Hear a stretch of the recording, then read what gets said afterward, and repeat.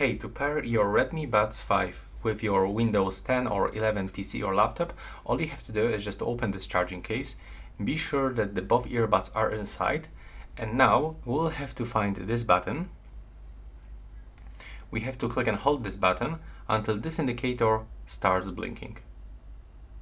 There we go, as you can see right now it is blinking, so release this button, keep that case open,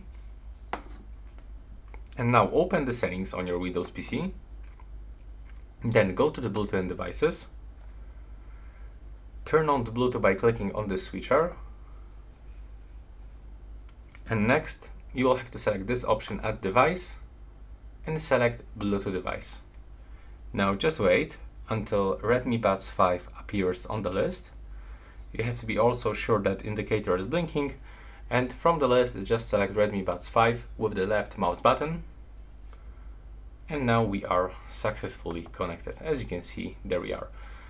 At the end, I can also recommend you to open the sound settings of your PC to check if the microphone is selected.